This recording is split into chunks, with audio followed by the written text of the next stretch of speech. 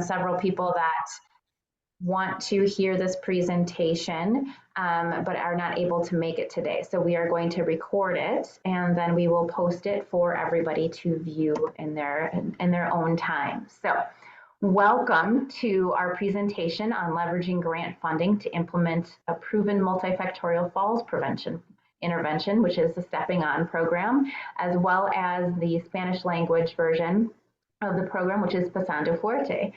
So I am Jill Rankin. I'm with the Wisconsin Institute for Healthy Aging, and I've been with this organization and working with the Stepping On program for, I just figured it out before this presentation, it's been 15 years since we started it here in Wisconsin. It's been really exciting to see the growth both in our state and nationally, and now we're even more excited to bring on Pasando Fuerte.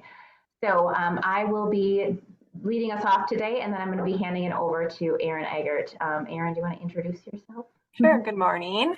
So I'm Erin Eggert. I'm actually the Director of Information Systems and Physical Activity Programs here at WEHA.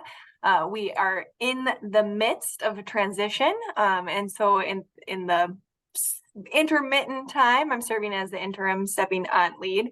We did just hire a new individual, Suzanne Schreiner, so you probably start getting interactions from her, if not already, then shortly as we kind of hand things over. But with everything going on and with onboarding her, I'm stepping in today for the presentation. Great. Thank you, Erin.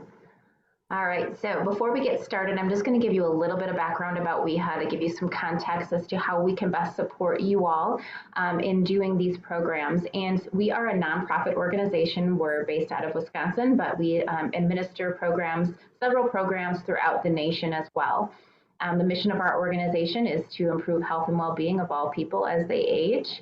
And we do this mainly by disseminating evidence-based programs, but also most recently have expanded our mission to include evidence-based practices, engaging a lot with collaborative opportunities with public health strategies, including a variety of different things. Overall fall prevention initiatives, as well as social isolation and loneliness, have been some of our more recent projects that we've started working on. So specializing in evidence-based program administration and dissemination and implementation, and then expanding that as we go forward in the future.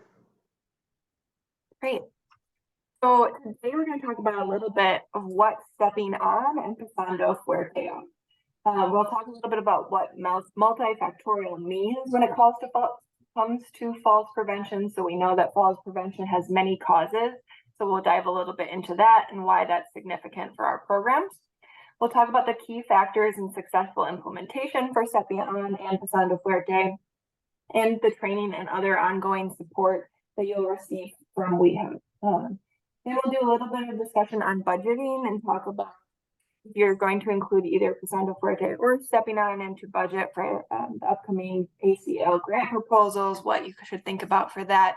And then we'll talk about what we can support or what we can provide for your ACL submission. So letter of cooperation from WEHA. So first, we'll talk about what is Stepping On. So Stepping On, as a lot of people know, has been around since about 2007.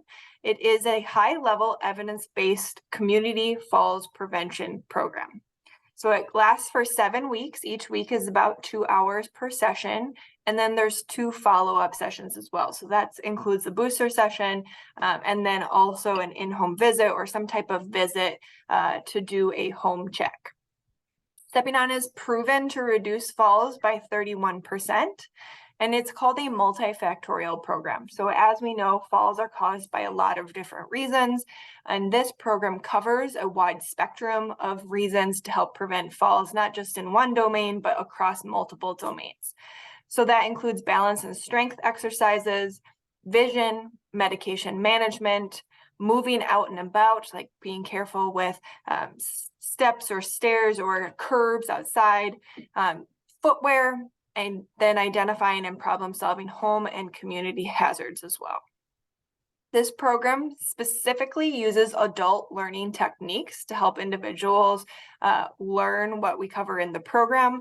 And those techniques include using guest experts, doing peer-to-peer learning, using vignettes, having handouts, and using the decision-making process. So the program really was built specifically for older adults and using those older adult learning techniques to help them learn.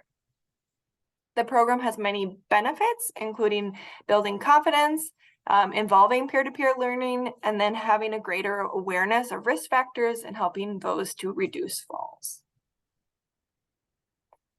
Oh, what is Pasando Fuerte? So Pasando Fuerte, we are just starting out, and this is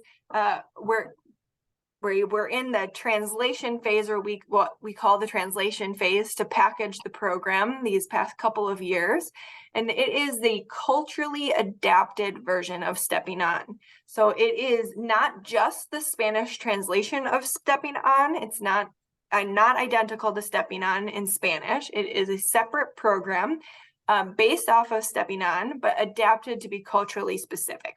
So there are a few differences with Pasando Fuerte. Some of those include 1 extra session. So instead of 7 sessions, Pasando Fuerte is 8 sessions long.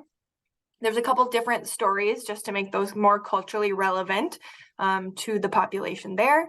And then one of the other differences is there's no ankle weights used for Pasando Fuerte. So Stepping On, you have to have those 5-pound ankle weights for each individual. And in Pasando Fuerte, we don't use ankle weights. There's a couple of other differences, but those are the big ones. Pasando Fuerte is also multifactorial. It covers those same different domains that Stepping On does, uses the same adult learning techniques, and then has been shown to have similar benefits as well. But we'll dive a little bit more into what we mean by multifactorial. So multifactorial by definition means having, involving, or produced by a variety of elements or causes. So in Stepping On, this is a unique program because it includes those multifactorial components. So it's not only high-level evidence-based, but includes multifactorial. So it's been shown to be effective at improving balance, improving the gait, and improving or reducing the fear of falling. And we know that fear of falling is linked to higher rates of fall as well.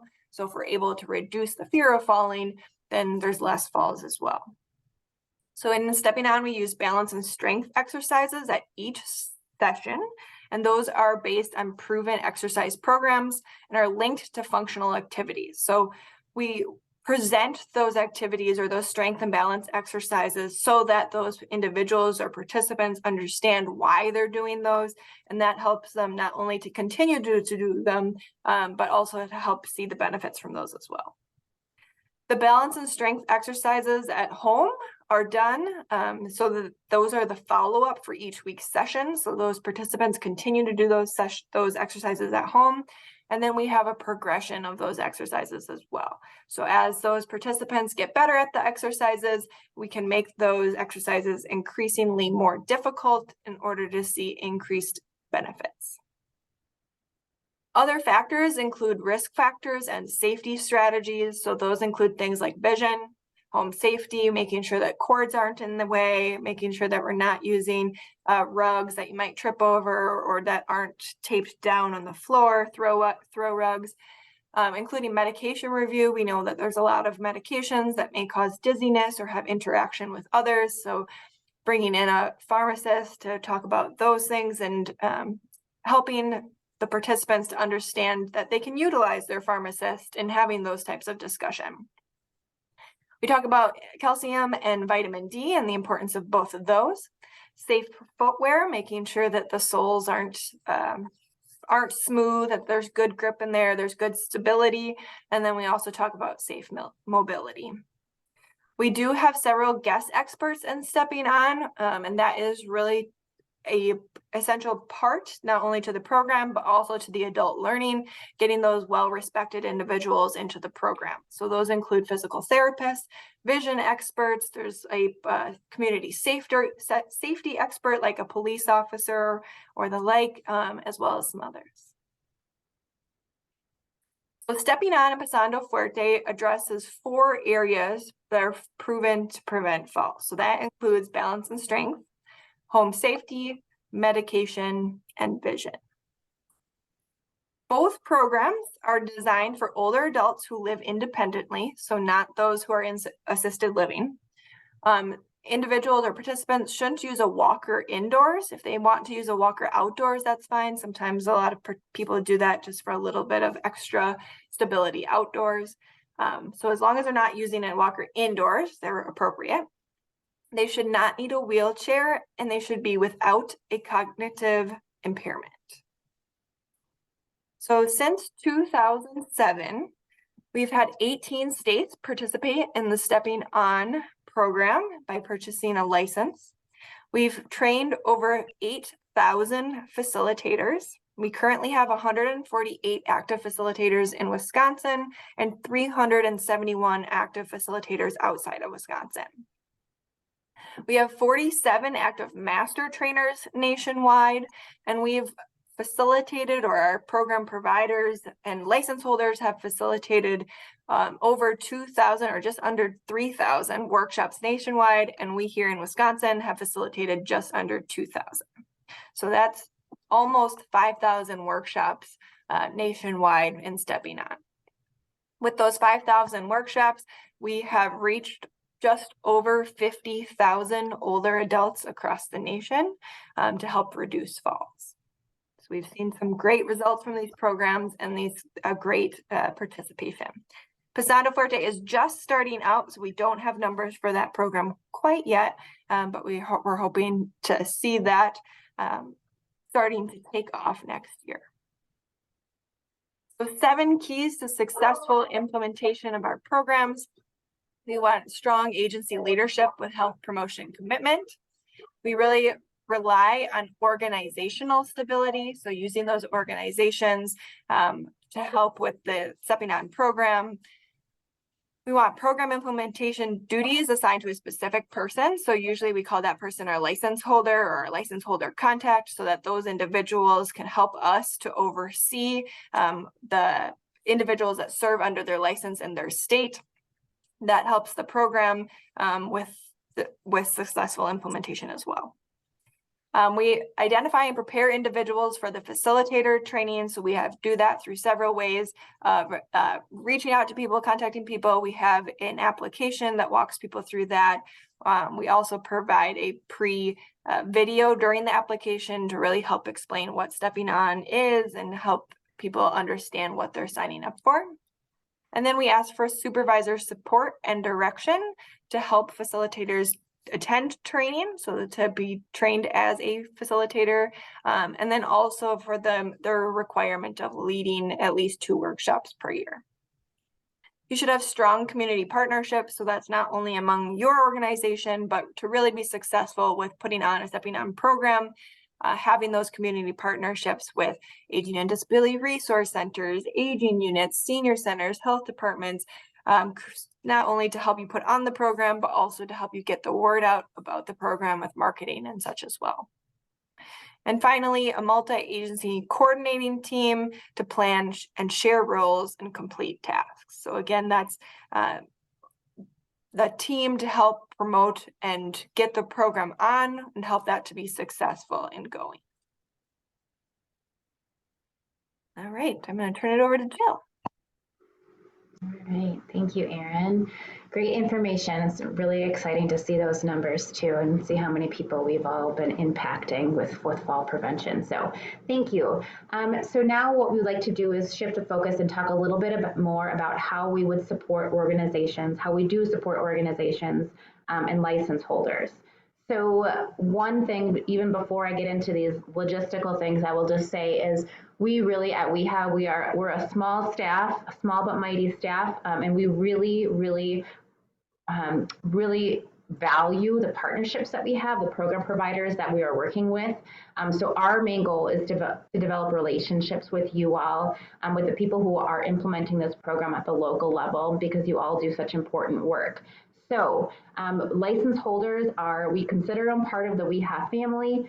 We are in regular communication, as you can see, with these items that I'm going to go through. We're in regular communication with all of our partners as best we can, given our capacity. But that is our goal, and we've grown a lot throughout the years. We have a lot of great potential growth in the future. And we're really excited to be able to expand our services and our license support.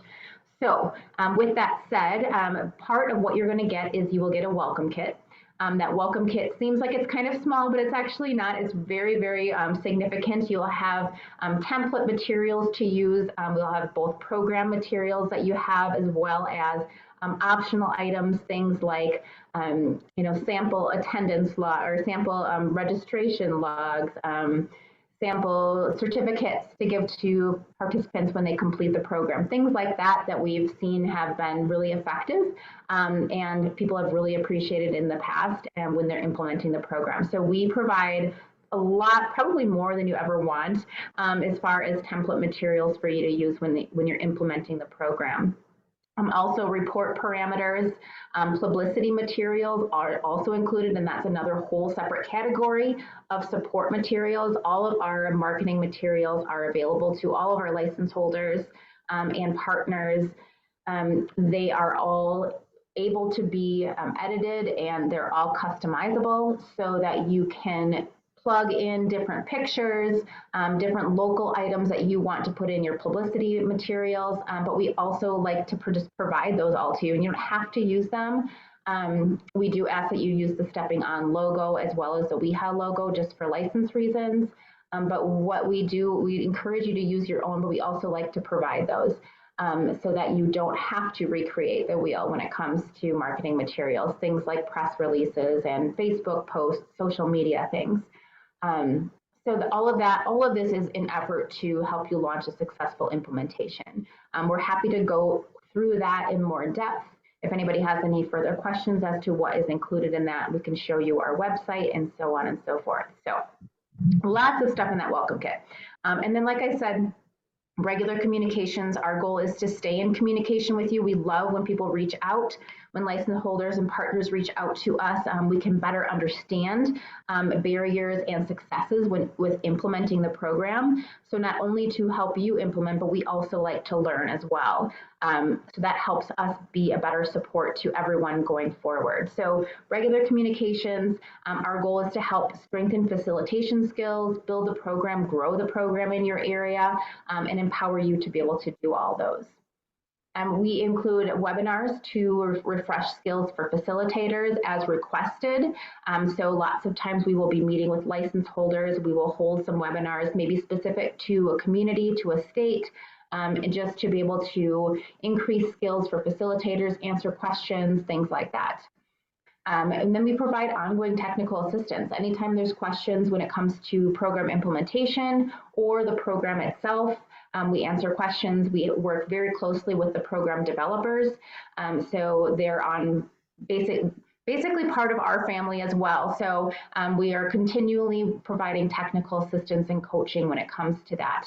I will also say when it comes to regular communications and webinars, we have in the past provided regular webinars or Zoom meetings we used to have phone conference calls before COVID, but now that we can see each other's faces, Zoom meetings with all of our license holders and master trainers throughout the nation so that we provide you an opportunity to not only get program updates, but also to talk with each other and share best practices. I know ACL and NCOA do those things for those of you who are working with them.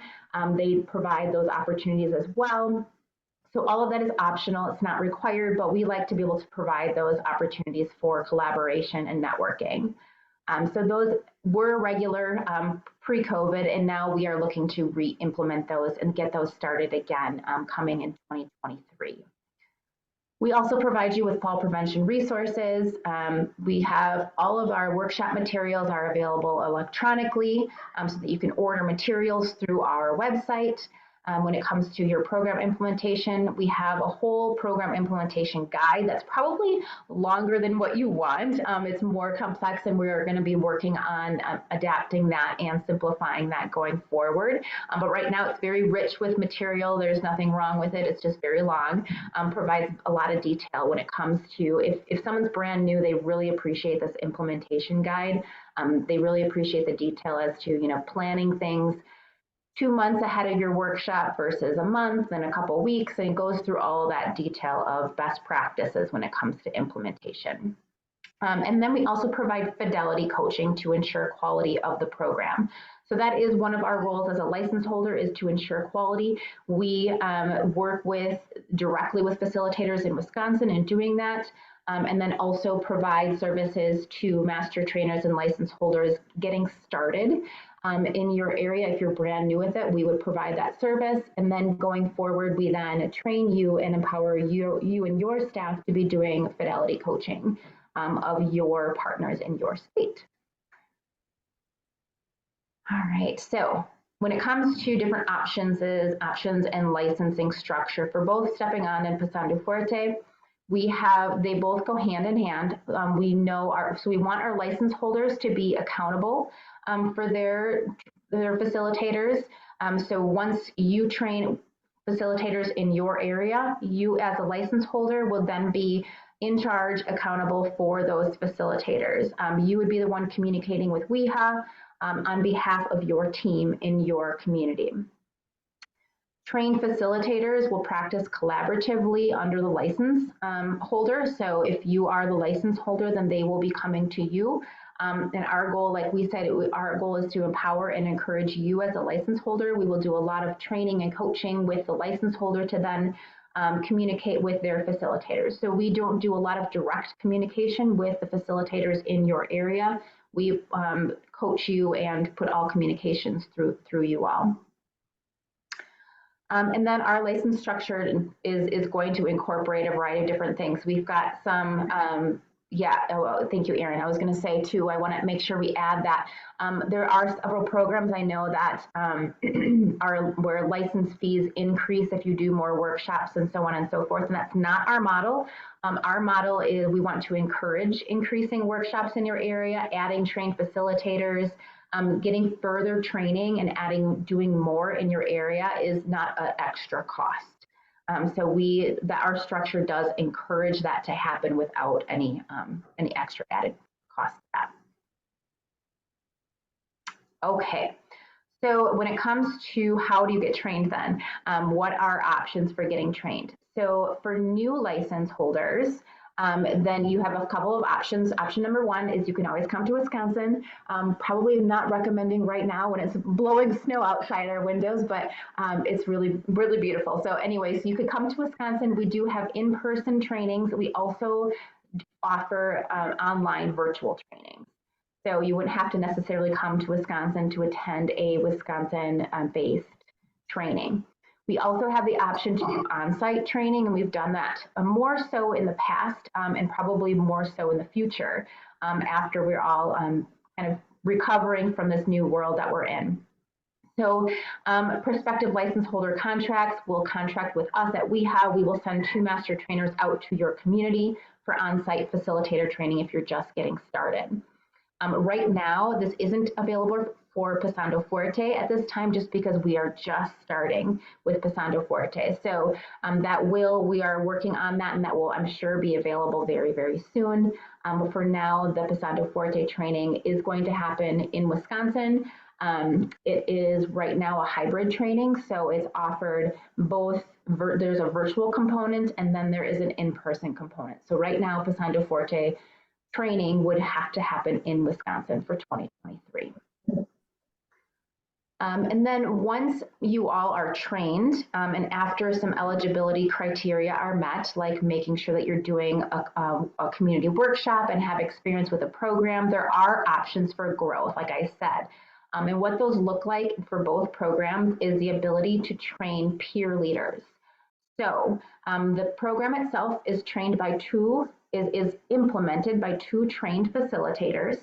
And so after you've done a program in your area and you've had enthusiastic participants who have seen the benefit of the programs, then you can then train peer leaders. So then going forward, those peer leaders don't have to be trained through WEHA. They don't have to go through a full training. They are meant to be a support to a trained facilitator, to a professional. So you then can train those people in your community to be peer facilitators. So that ideally, once you've got the program up and running in your community, you would have one trained facilitator, a professional, as well as a peer leader. So that can be the pair that facilitates the workshops in your communities. And we see such a rich component to that because you have that peer who's been through the program, has experienced the benefits of the program, able to do that peer-to-peer learning, which we know increases behavior change of participants. So that is the peer leader model. We also have the option for master trainer training. So once a facilitator is trained and they have done their workshops in their community, they can attend a training put on by WEHA to become a master trainer. And that is very easy. It's done through Zoom like this, and it's only a couple hours long where we train you to be a master trainer. Then you can and that's done in pairs, so then you can then take the trainings to your community, to your state, and perform those trainings on your own without WEHA having to perform those leader trainings. So lots of option for growth. So we have two types of license holders then. We have a sole license holder and then a license holder with affiliates. So a sole license holder would be an individual organization who wants to have some trained facilitators. They represent kind of a single area, and they're not going to necessarily grow into other organizations in other areas. So a sole license holder is a great option for a great start.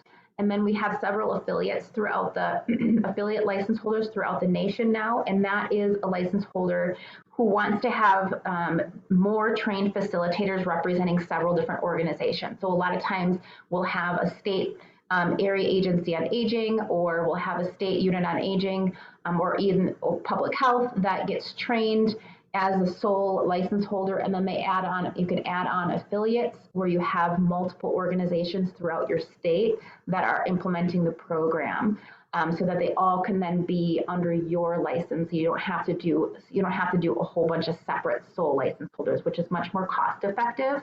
And it's a great model. It's a model that we use here in Wisconsin with other evidence-based programs as well. And then regardless of the different type of license, the license will cover the geographic area of a state. So if you're the license holder in Oklahoma, then you wouldn't perform the program, implement the program for other areas outside of Oklahoma. It would just be within that state. And we can provide you with lots of different budget costs. We have even a handy little document that shows the program cost estimates for implementation that are available upon request. And then I'll show you here some of the license fees here, at least the starting up ones.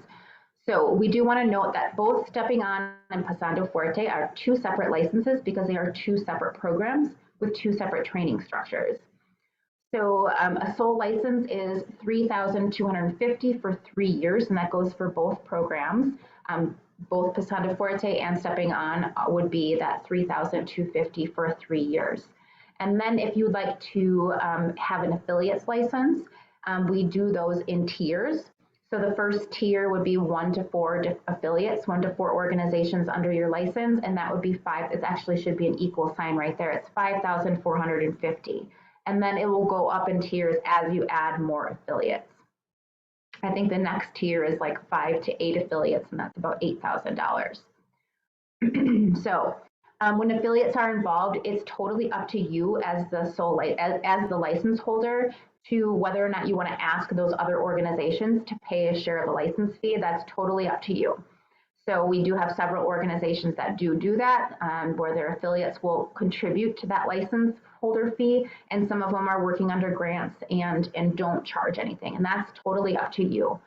It's also at your sole discretion if you choose to ask affiliates or other organizations to pay for the leader trainings. If you're offering leader trainings in your state too, that's up to you to determine that training and fee structure. Okay, so that was a lot of information.